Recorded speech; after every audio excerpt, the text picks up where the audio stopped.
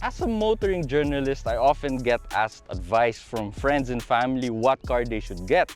But I seem to find the harder question to answer, which I've been getting a lot of recently, is what car would I buy for myself? If I had money, what brand new car would I buy?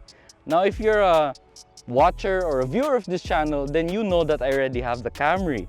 So to answer that question, I need something bigger, something more capable, something I can take literally everywhere.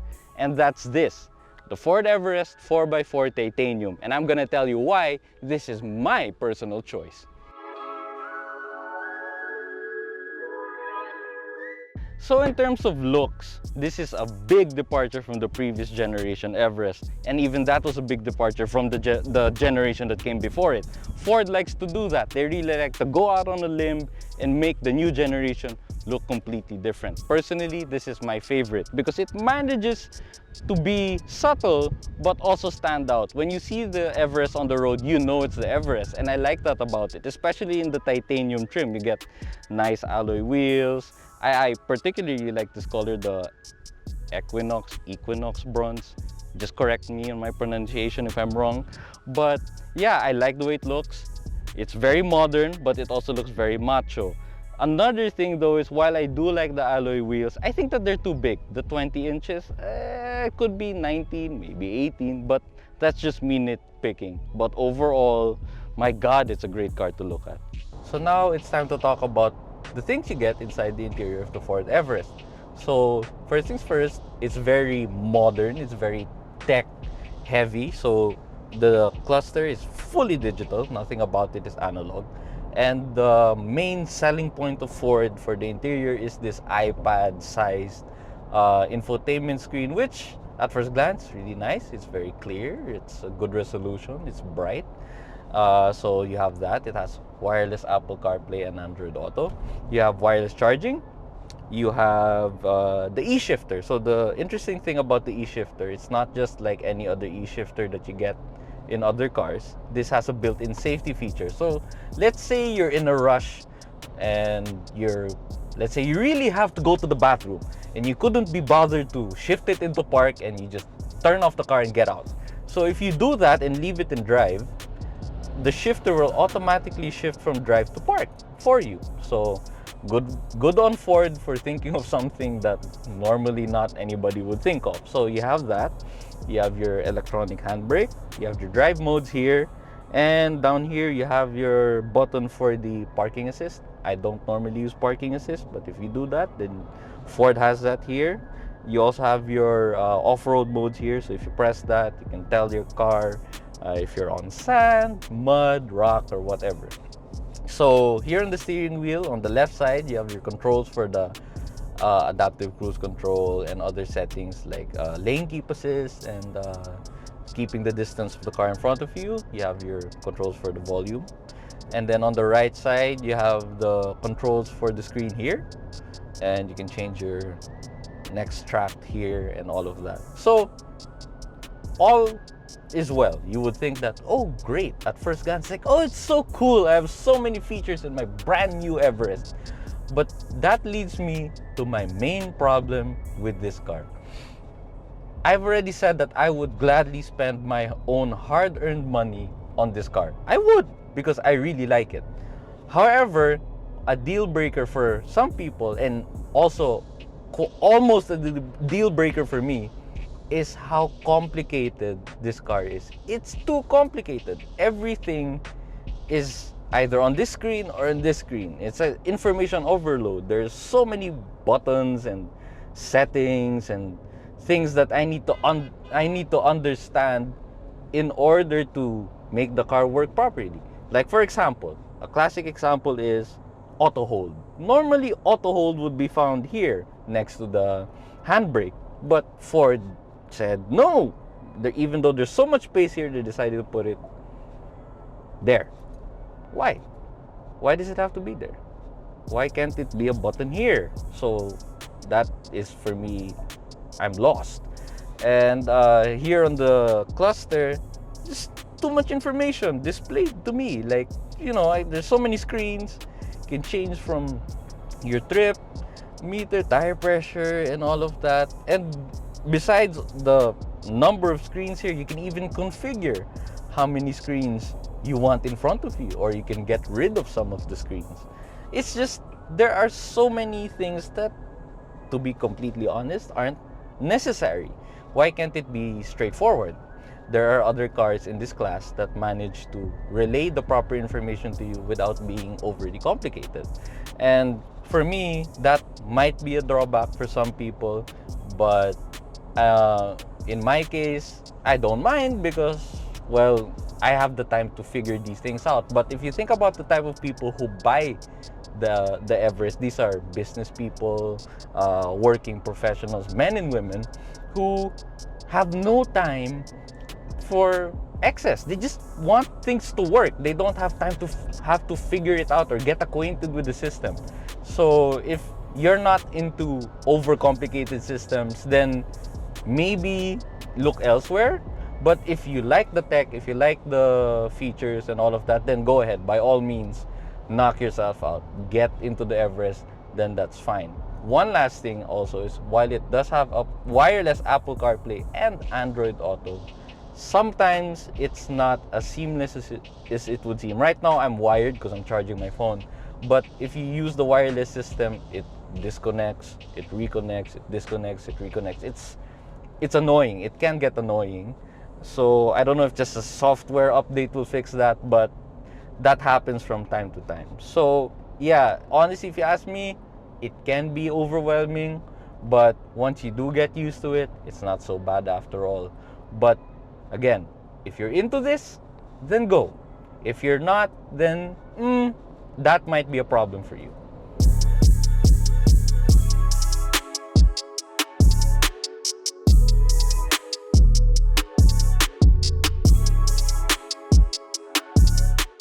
The first thing I want to talk about is what I really like about the Everest is that it's like they condense the feeling of comfort and somewhat luxury from an expedition to this car. It's not as big as an expedition, which I personally like, but before, you knew that if you bought an Everest, it wouldn't be as comfortable as an expedition. I'm not saying the expedition and the Everest now are the same.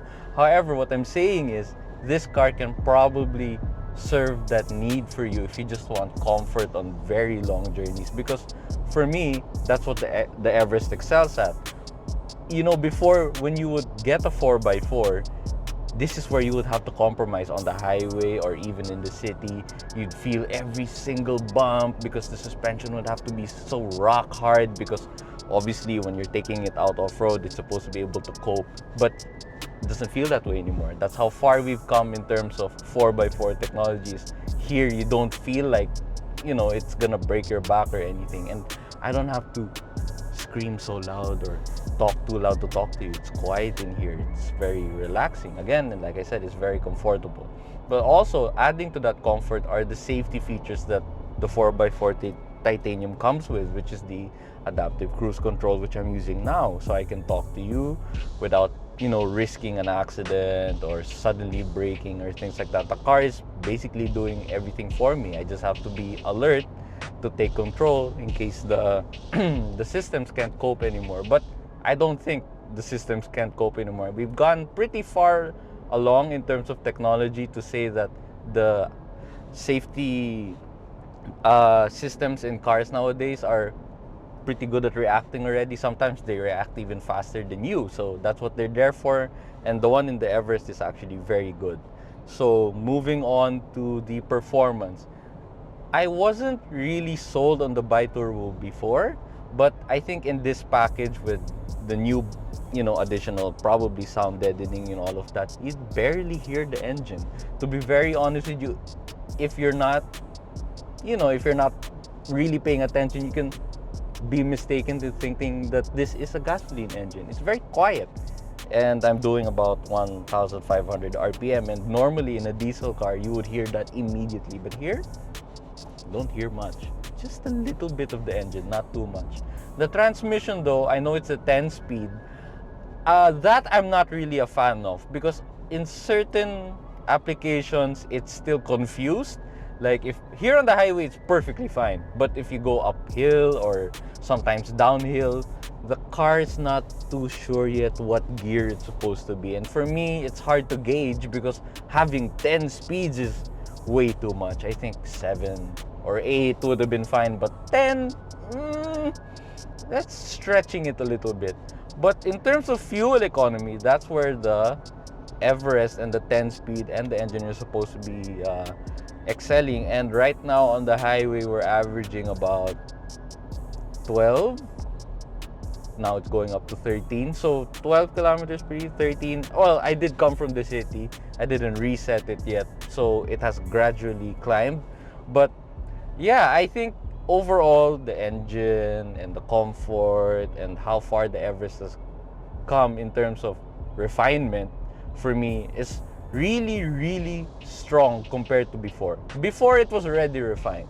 However, now, if you're thinking of buying a car in this class, personally, I think nothing in its class comes close to refinement, comfort, tech, what do you call this? Performance. I would even bet performance on that. So yeah, in terms of driving it on the road, for me, the Everest feels amazing. Amazing, so much so that I think I would get this over a large, comfy sedan.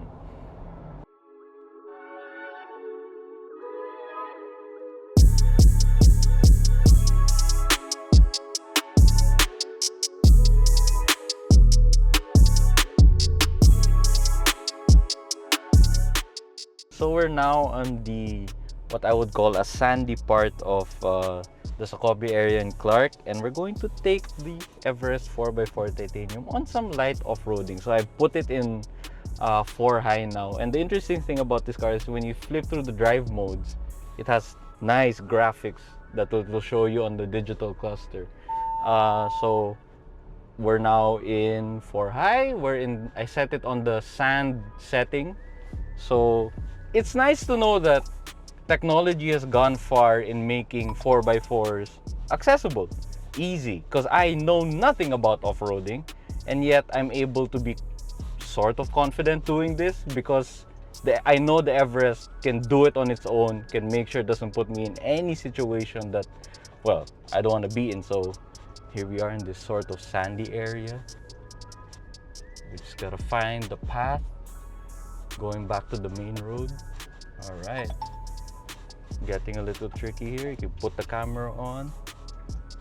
All right, and it's effortless. I mean, sand, that's some sand. Ooh, it's not bad. And the great thing about it is you don't feel the car struggling. It's not having a hard time. I'm not nervous. I'm just driving, and it's still pretty quiet in here. It's still pretty comfortable. I'm not stressing out about how I'm gonna get out. See, we're already out of the very sandy part. This is more flat, sandy area,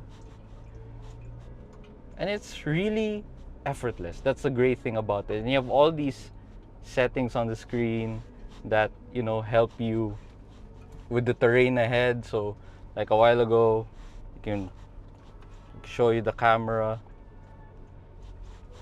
Where's the camera? Why isn't the camera coming? Well, anyway, so to show you different things, and there you have it. I'm off-roading. I'm off-roading, and I know nothing about off-roading. Again, that's the amazing thing about technology now. So here we are, and again, it's still comfortable. It's still not so bad. I don't know about Kelvin. He might throw up on me a while ago, but I'm perfectly fine. I'm just coasting along, driving along without a care in the world.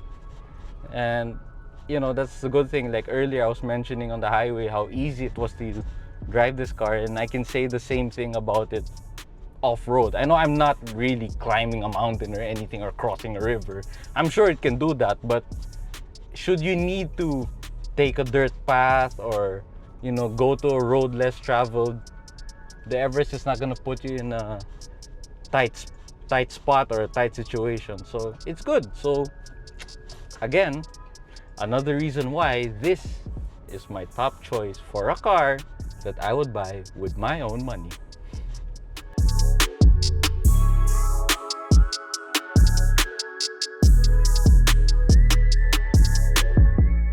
The Ford Everest Titanium 4x4 Bi-Turbo retails for 2,525,000 pesos. And that is a heck of a lot of money.